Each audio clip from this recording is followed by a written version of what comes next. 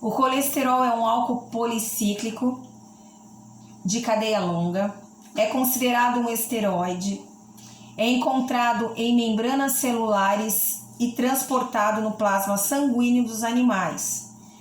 É o principal esterol sintetizado no tecido animal. É excretado através dos ácidos biliares na forma de sais para o intestino. O colesterol livre também pode ser liberado com a bile e a maior parte deste colesterol é reabsorvido no intestino, voltando à circulação e retornando ao fígado. Os estéreis de colesterol são mais hidrofóbicos do que o colesterol livre e são transportados no sangue através das lipoproteínas, principalmente pelo LDL, em menor proporção pelo HDL e VLDV. A sua primeira fonte é o fígado, a segunda os alimentos de origem animal. Ele ajuda na estruturação das membranas das células, na digestão, na produção de hormônios e na fabricação da bile. Bom, o colesterol, assim como os ácidos graxos de cadeia longa, ele é formado a partir do acetil-CoA. Mas o esquema de montagem do colesterol ele é muito diferente daqueles ácidos graxos de cadeia longa. A síntese ocorre em 4 estágios, que o primeiro é a condensação de 3 unidades de acetato, formando um intermediário de 6 carbonos, o mevalonato. 2. A conversão do mevalonato em unidade de isopreno ativadas. 3. Polimerização das 6 unidades de isopreno com 6 carbonos. 4. Ciclização do escaleno para formar os 4 anéis do núcleo esteroide com uma série de mudanças adicionais, que é a oxidação, a remoção ou a migração de um grupo metil para produzir o colesterol. O primeiro estágio na biossíntese do colesterol, ele leva o intermediário mevalonato. 2 moléculas de acetil-CoA condensam-se para formar o acetil-CoA, que se condensa com uma terceira molécula de acetil-CoA, gerando um composto de 6 carbonos, que o nome seria HMG-CoA. No estágio 2, nesse estágio da síntese do colesterol, 3 grupos fosfatos são transferidos de 3 moléculas de ATP para o mevalonato. O fosfato ligado ao grupo hidroxil em C3 do mevalonato, do intermediário 3-fosfo-5-perofosfomevalonato, é um bom grupo de saída. Na próxima etapa, tanto esse fosfato quanto o grupo carboxila, eles que são vizinhos, eles saem, produzindo uma ligação dupla no produto de 5 carbonos, o delta-3 isopentil-pirosfato. No estágio 3, o isopentil-pirofosfato e o dimetilalil pirofosfato eles sofrem uma condensação, que seria cabeça com cauda, em que um grupo pirofosfato é deslocado, sendo formada uma cadeia de 10 carbonos, o guarinil-pirafosfato. O guarinil-pirafosfato ele sofre outra condensação do tipo cabeça com cauda com isopentil-farnesil-pirofosfato. Finalmente, 2 moléculas de farnesil-pirofosfato elas se ligam de cabeça com cauda com eliminação de ambos os grupos pirofosfato, formando o escaleno. No estágio 4, quando a molécula de esqualeno ela é representada, ela torna-se evidente a relação entre a sua estrutura linear e a estrutura cíclica dos esteroides. Todos os esteroides têm os 4 anéis fundidos que formam o núcleo esteroide. E todos são alcoóis, com um grupo hidroxil em C3, e daí vem o nome esterol. A atividade do esqualeno monoxigenase adiciona um átomo de oxigênio à extremidade da cadeia do esqualeno, formando um epócito. Essa enzima é outra oxidase de função mista, NADPH. Reduz o outro átomo de oxigênio do O2 a H2O. As ligações duplas do produto, o esqualeno epósito, estão posicionadas de modo que uma notável reação em concerto é capaz de converter o esqualenopósito linear em uma estrutura cíclica. Nas células animais, essa ciclização resulta na formação de lanosterol, que contém os 4 anéis característicos do núcleo esteroide. O lanosterol ele é finalmente convertido em colesterol em uma série de aproximadamente 20 reações, que incluem a migração de alguns grupos metil e a remoção de outros. O colesterol ele pode ser convertido também em hormônios esteróis, ou, por exemplo, no córtex da suprarrenal, o hormônio da vitamina D. E também a forma pela qual o colesterol ele é exportado do fígado é através da bile. E o que seria a bile? A bile seria as sobras do composto de ácidos biliares e sais, enfim, entre outros compostos, que ambos esses exemplos derivados do colesterol também, no qual juntos eles se tornam agentes emulsificadores. Que o que seriam isso? É um composto, uma solução que em si faria a quebra de pequenas partes de gordura para formar pequenas partes. Bom, eu vou falar um pouquinho sobre as lipoproteínas e o transporte de lipídios. O transporte de lipídios ele ocorre através de via corrente sanguínea. Os lipídios eles são encontrados de diferentes formas e funções e densidades diferentes, e também com composição lipídica e proteica distintas também. Bom, a via exogena, que é demonstrada ao lado pela figura pelas setas azuis, mostra que os lipídios ingeridos através da dieta, eles são empacotados e transformados em quilômicros. Ainda na primeira fase, os quilomicrons, eles se transportam através dos sistemas linfáticos e entram na corrente sanguínea através da veia subclávia esquerda. Bom, as apoliproteínas dos quilomicrons incluem a ApoB48, que é exclusiva dessa classe de lipoproteínas, e a ApoE e a ApoC2. Bom, na segunda fase, ao lado demonstrado, mostra que a ApoC2 ativa a lipase lipoproteica nos capilares do tecido adiposo, do coração, do músculo esquelético e da glândula mamária em lactação, permitindo a liberação de ácidos graxos nesses tecidos.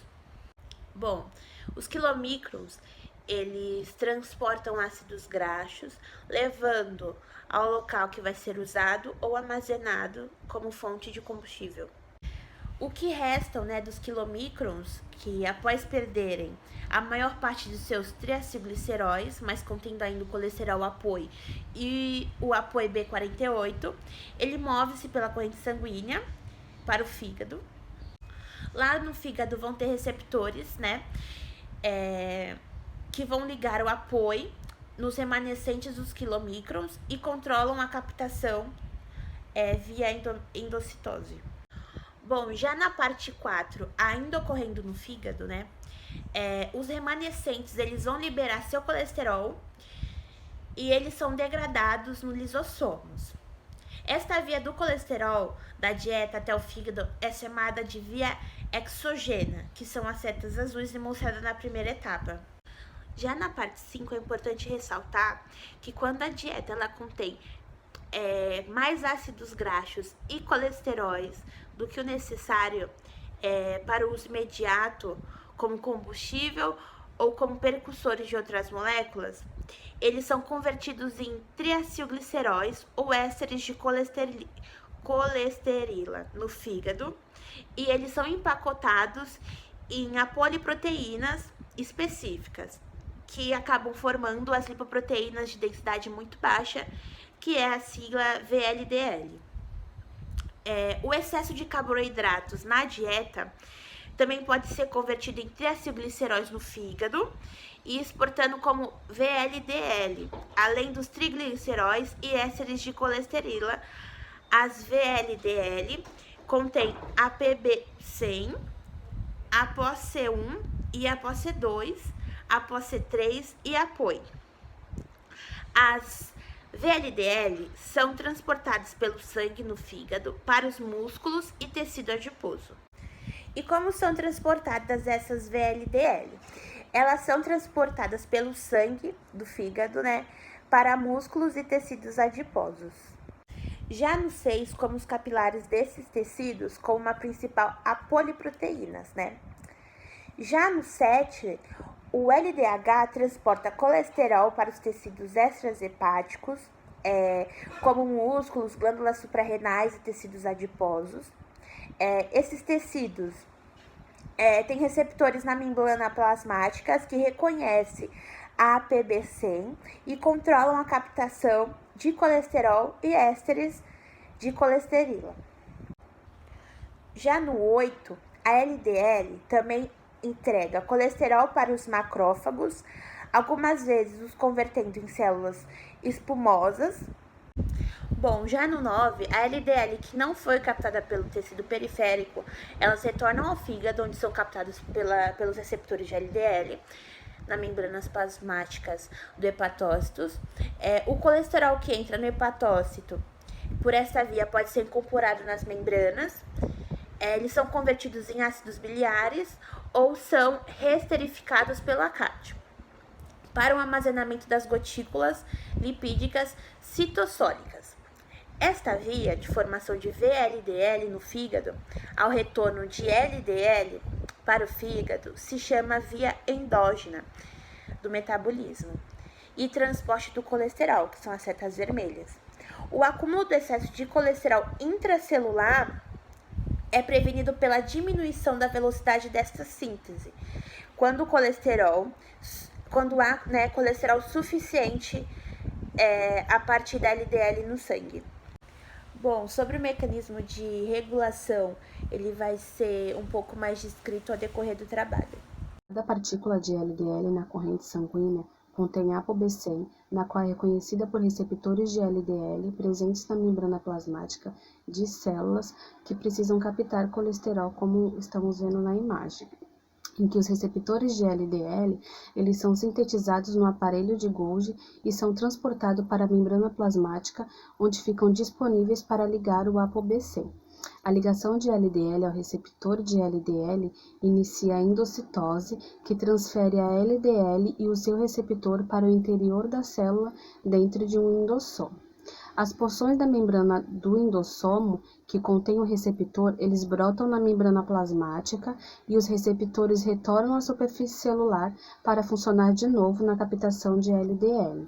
O endossomo, ele funde-se com o lisossomo, no qual contém enzimas que hidrolisam esteres de colesterila, liberando o colesterol e ácidos graxos no citosol. A proteína de ApoB100, ela também é degradada em aminoácidos, liberados para o citosol.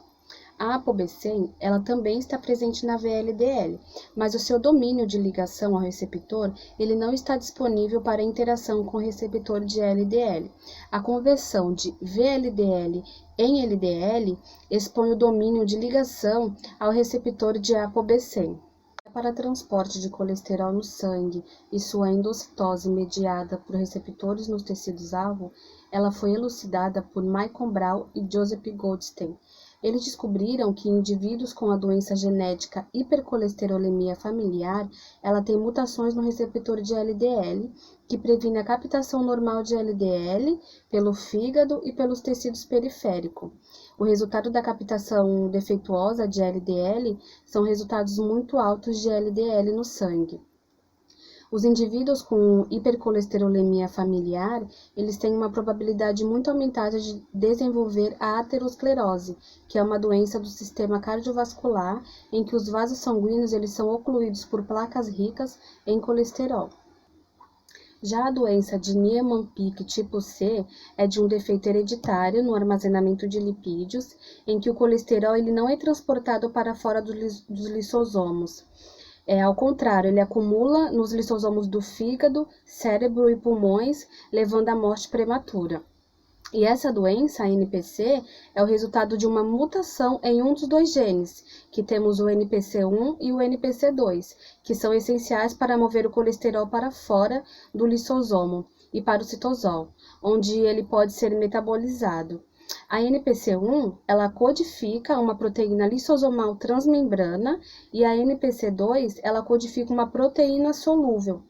E essas proteínas, elas atuam em sequência para transferir colesterol para fora do lisosomo e para o citosol, para processamento adicional ou metabolismo. Bem, nesse primeiro slide eu vou falar sobre a HDL, que é um colesterol bom. É uma lipoproteína HDL que se junta com colesterol para que possa ser transportado pela corrente sanguínea. Ela tem uma textura bem gordurosa, tá? Que permite se circular apenas pela corrente sanguínea. Ela é formada pelo fígado, pelo intestino e na corrente sanguínea também. Nesse slide eu vou falar um pouco sobre a função do HDL. As partículas de HDL, que significa o colesterol bom, ele tem uma importante ação no transporte reverso do colesterol. Ele é realizado através de um mecanismo fisiológico, que o colesterol são retirados dos tecidos e das células periféricas, que são levadas para o fígado, tá? E do fígado eles encontram uma excreção biliar que voltam para a artéria, que faz com que a retirada do excesso do colesterol. E também ele ajuda na redução de uma pró-inflamatória. Já o LDL, ele é o colesterol mau. Ele no caso, ele tem uma baixa densidade, tá? E o que ele faz? Ele faz com que aquele colesterol que foi tirado pelo bom, ele tira do fígado, que foi levado para o fígado, ele tira do fígado e manda para a artéria novamente, onde causa os excessos de gordura nas artérias. E ele também é um causador do sedentarismo. E é bom também sempre levar como medidas importantes de serem seguidas também, como não fumar e comer comidas com gorduras saturadas. No terceiro slide eu vou estar falando como você pode estar mantendo um equilíbrio. Você pode estar praticando como exercício físico, tá evitando o consumo de álcool, sementes como chia, linhaça, girassol, também são fontes naturais, como também é o ômega 3, pode ser também como os peixes gordos, como salmão e sardinha. E é aconselhável que o valor seja a 60 ou inferior a 60, tá? Inferior não, a superior a 60. E no caso, o valor considerado dos homens é 40 mg e das mulheres são 50. A via de síntese do colesterol e o principal local de regulação é a conversão do HMG-CoA em mevalonato, que é uma reação catalisada pela HMG-CoA redutase. O número de moléculas da HMG-CoA redutase aumenta ou diminui em resposta às concentrações celulares do colesterol. Ou seja, a regulação da síntese da HMG-CoA ela é mediada por um sistema de regulação de transcrição do gene da HMG-CoA. Esse gene, junto com mais de outros 20 genes, codificam enzimas que atuam na captação e na síntese do colesterol e dos ácidos graxos insaturados. É controlado por uma pequena família de proteínas chamada proteínas de ligação aos elementos reguladores de esterol, que também podemos chamar de SREBP. Quando recém-sintetizadas, essas proteínas são inseridas no retículo endoplasmático e apenas o fragmento solúvel do domínio regulatório de uma SRBP atua como ativador da transcrição gênica. Quando os níveis de colesterol e oxeterol estão altos, as SRBP são mantidas no RE e complexadas a outra proteína, chamada de proteína ativadora da clivagem da SRBP, que por sua vez está ancorada à membrana do retículo endoplasmático por interação com uma terceira proteína de membrana, a INSIGE. Em longo prazo, o nível da HMG-CoA redutase também é regulado por degradação proteolítica da enzima. Altos níveis de colesterol celular são detectados pela INSIGE, que dispara o acoplamento de moléculas de ubiquitina HMG-CoA redutase, levando a sua degradação pelo proteossomo. A regulação da síntese do colesterol por SREBP. Como vocês podem ver na imagem, as proteínas de ligação aos elementos reguladores de esterol, SRBP, estão mostradas em verde.